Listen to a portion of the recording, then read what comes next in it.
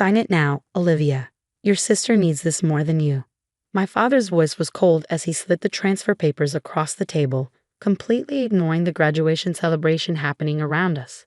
My mother stood beside him, her hand resting on my sister Kate's shoulder, both of them staring at me with expectation in their eyes. I looked down at my fresh MIT diploma, still pristine in its leather holder, then at the stack of legal documents that would sign away everything I'd built over the last 4 years. My hands didn't shake as I picked up the papers, though my heart was racing. "No," I said quietly, placing the documents back on the table. My father's face darkened. "This isn't a request. Your sister's startup failed and she needs a fresh start. Your little coding projects can be her stepping stone."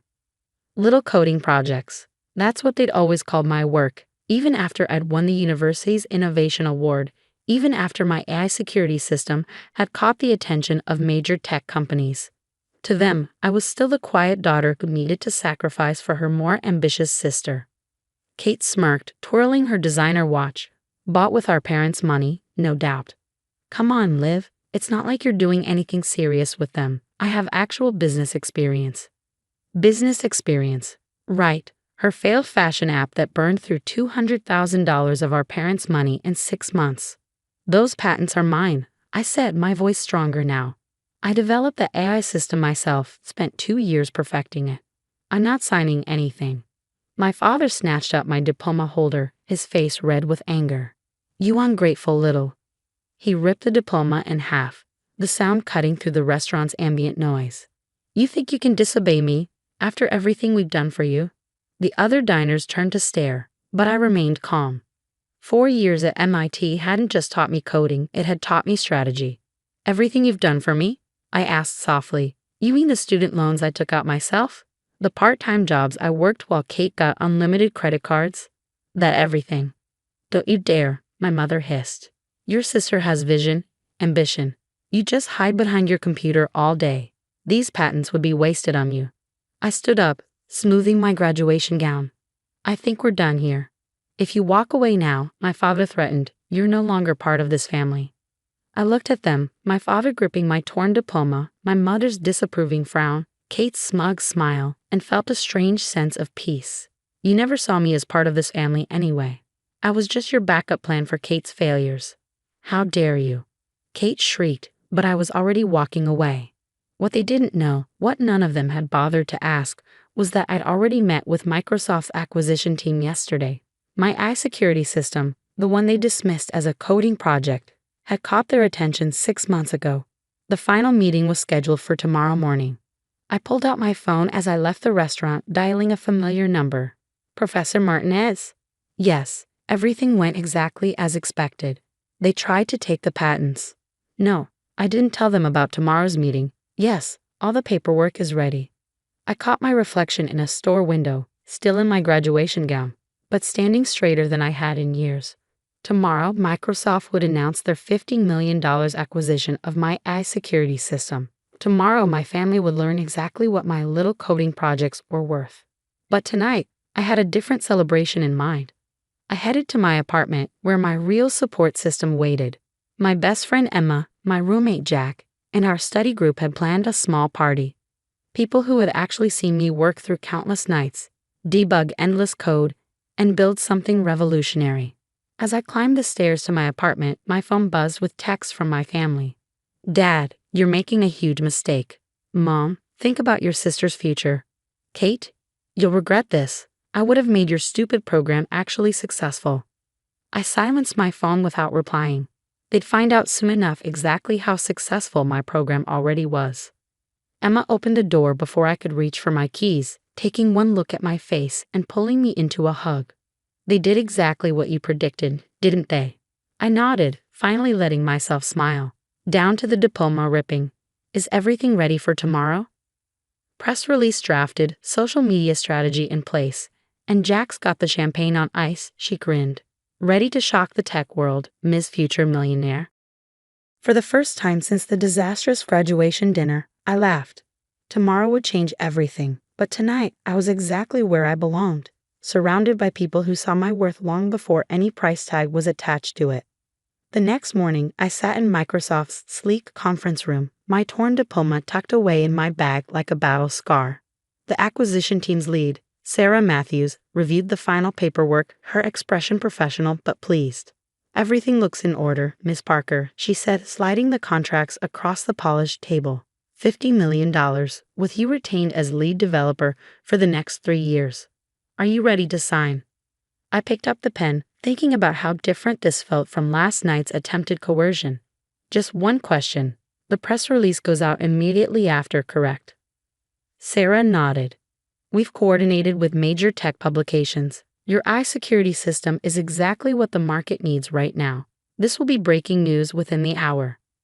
I signed my name with steady hands, each stroke a declaration of independence from my family's expectations. As Sarah gathered the paperwork, my phone started buzzing. News traveled fast in the tech world, and someone had already leaked the acquisition. The first call was from Kate. I declined it, watching as text messages flooded in. Kate. What the hell? $50 million? Kate. You have to share this with a family. Kate, call me now.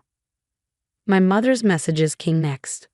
Mom, we need to talk about this as a family. Mom, your father is very upset. Mom, you owe your sister a chance to be part of this. I turned off my phone as Sarah led me to the press conference. Cameras flashed as I shook hands with Microsoft's CEO. My little coding project, now headline news.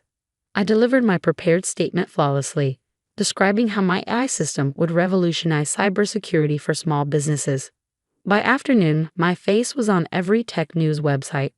MIT graduates AI innovation acquired for $50 million. Young female developer revolutionizes security tech.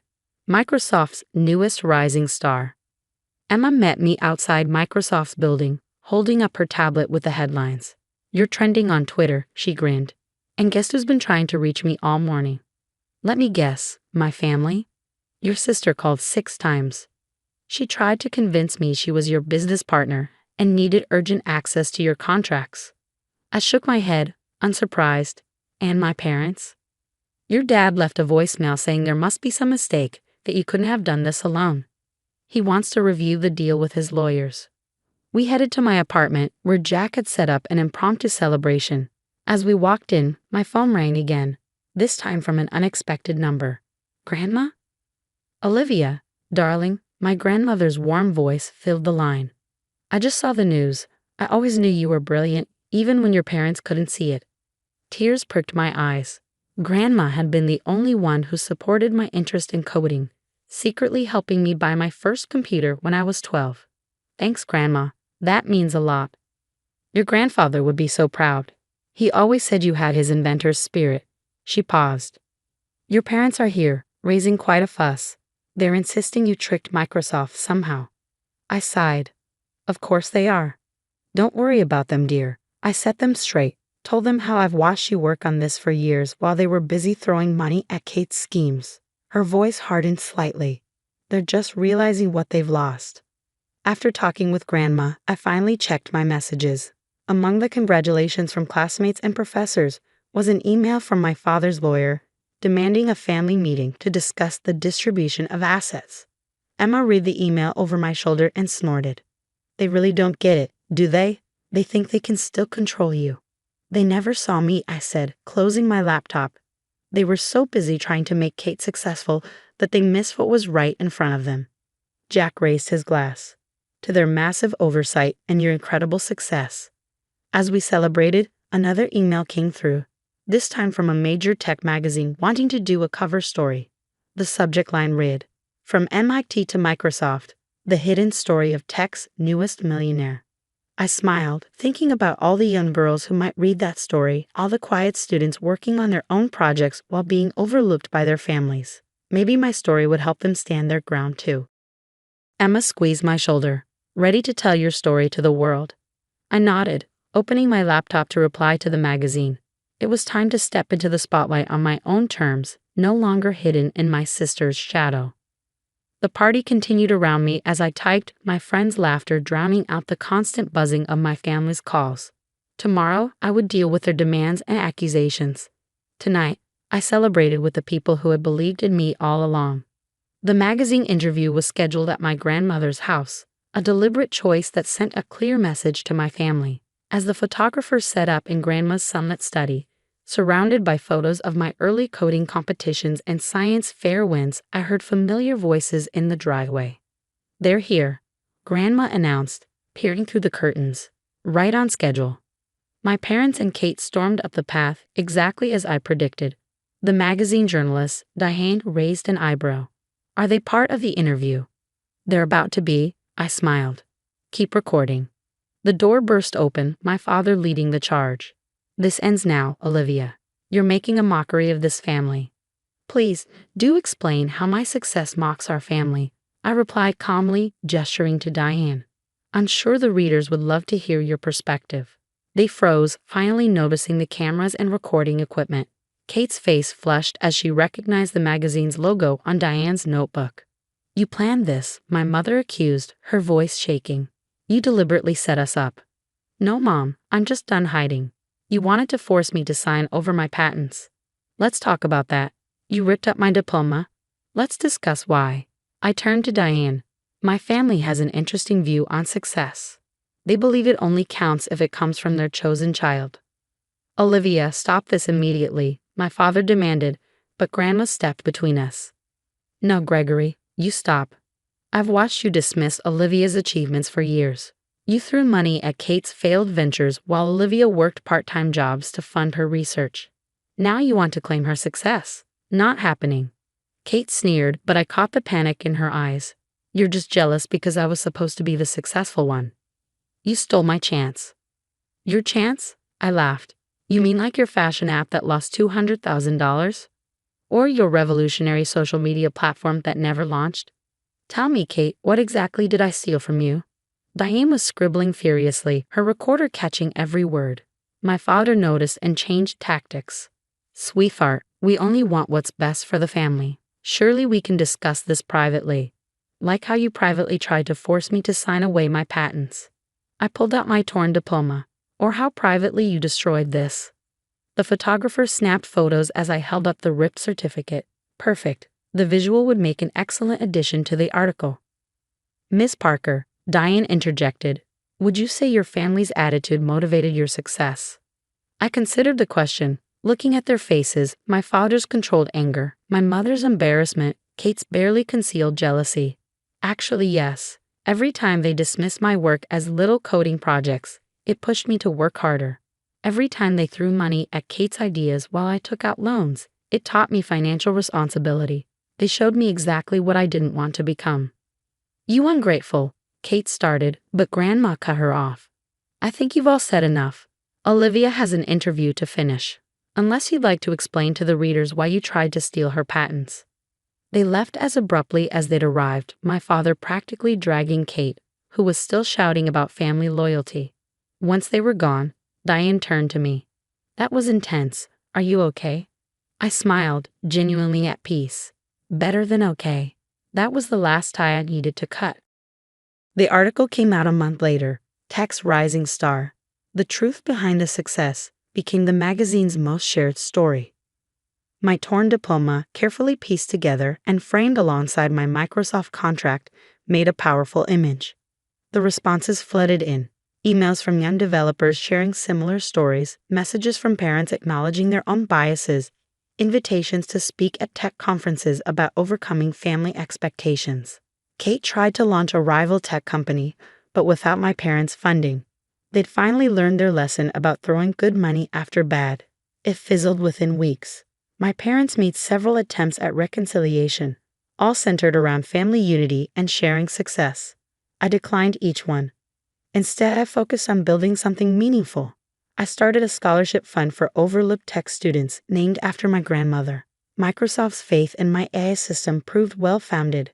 Within 6 months, it was protecting thousands of small businesses from cyber attacks. 1 year after the acquisition, I sat in my new office, looking at the framed magazine cover on my wall. My phone buzzed with a text from Emma. "Your sister's giving interviews about being your inspiration. Want me to send the receipts?" I laughed, typing back, "Let her talk. Success speaks for itself." My grandmother's words from the magazine article had become my mantra. Success isn't about proving others wrong. It's about proving yourself right. Looking out my office window at the Seattle skyline, I felt nothing but gratitude for every dismissive comment, every undermining action, every attempt to hold me back. They had all become steps on my ladder to success. My little coding project was now an industry standard. My name was respected in tech circles, and my story was inspiring others to stand their ground. Sometimes the best revenge isn't confrontation. It's simply succeeding beyond anyone's expectations, especially your own.